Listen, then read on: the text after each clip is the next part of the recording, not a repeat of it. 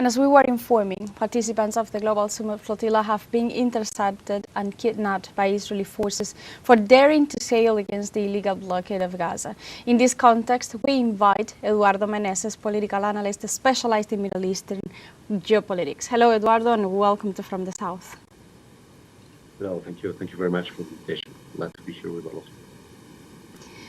Eduardo, today Israeli forces intercepted the very last boat that was continuing its journey towards the coast of Gaza out of almost 50 boats and also 500 activists. Given that all of them are currently completely cut off from communication, what risk do they face and what is expected to happen in the coming hours? Well, we have already seen some of the kind of graphic humiliation they have been through when we saw some of the members of the government telling that they were terrorists. We saw images of them lying in the ground while people were mocking them. We really hope that there's not going to be any physical harm applied to all these activists.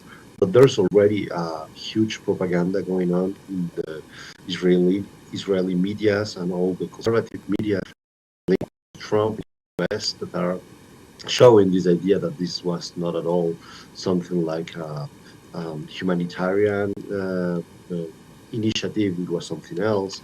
And we really need to reinforce the idea that, first of all, this flotilla was really a humanitarian. It was one of the biggest humanitarian initiatives in the modern history. We did have an act of piracy that violates all international laws, that violates all the laws that apply to a kind of humanitarian initiative like this. And that's the reason why we hope they're going to be very soon extradited. We don't know exactly how long it's going to take. The government has already said that they are not going to retain them, but there's going to be an extradition of these activists. But we can never know exactly how this is going to happen, how long it's going to be. So we really need to stay alert and also continue all the mobilizations and all the popular demonstrations that are going on all around the world to protect the lives of those who risk there, but also and mainly to continue asking the end of the genocide. The vessels were loaded with humanitarian aid for the Palestinian people, including food, medicine, and other very much needed supplies. But what is the symbolic message that the summit was carrying and it carries itself with it? And why was it so important that it included as well prominent personalities such as Greta Thunberg and also Mandela Mandela? Well, I think that the main message, like perseverance, which is the translation of this word in Arab, is the fact that there's a huge part of humanity which is not going to stop raising their voices, stop making actions in each corner of the world to stop this genocide. We know that a lot of these personalities have been there because they are carrying a historical demands from activists all around the world. Those personalities have been maybe elected, have had a historic background on activism, and they represent a lot of people. It's not only their names or their body that's in this flotilla, in these ships. It's thousands of people that were with them, those ships. We were all following the live stream when this happened yesterday. We are thousands of people who are raising our voices since the first day of this genocide. And now the question is, what's going to happen now? Because this, even if it's a failure in terms of the actual objective of getting this aid to the Palestinian people in Gaza, I think that the next step that's already happening, that's already taking more strength, is something like, for example, the unions in Europe which are denouncing, in one hand, the hypocrisy of the European governments, which are saying, okay, we sent some boats, we are going to protect people, and at the end they didn't. It was mainly something, an action that they did because they feel pressure from the people in Europe. But also understanding that the next step on the pressure on boycotting and making economic pressure on all these allies of Israel is exactly what they're doing right now. It's like paralyzing all the trade dynamics that go into Europe by ships, trying to paralyze all the economic dynamics that continue to nurture this genocide in Israel. Israel could never do what this state is doing without the economic, diplomatic, military support of all these allies in Europe and in mainly the United States. So that's the next step. It's maybe the flotilla didn't get to Gaza and was not able to bring this aid to the people, but now it's marking a new step on the escalation of all the actions that are needed to be taken to stop this genocide.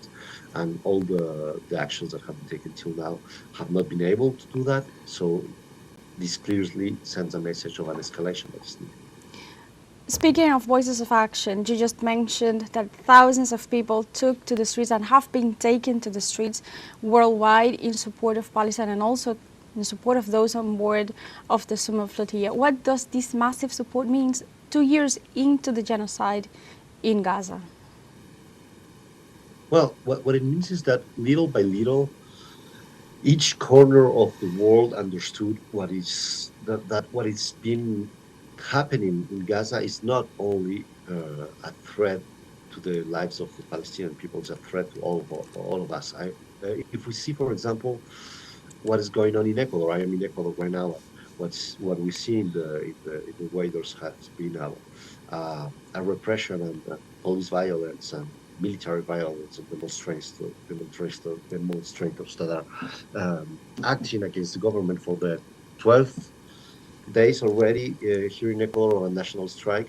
We see that there's a deep connection with Israeli military who has been training the police here, who have been given equipment to the police here.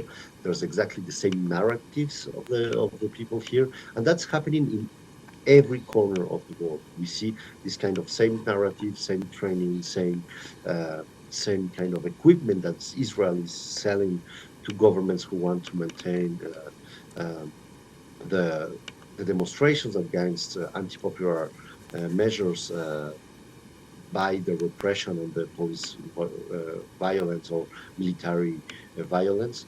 We are seeing that the struggle in Palestine is kind of the angular piece that we all need to stop if we want to stop this to spread all over the world. And I think that the global south, the countries have understood that very well, and people all over the global south are being facing the same escalations of narratives of militarization against the social demands. So this is really something.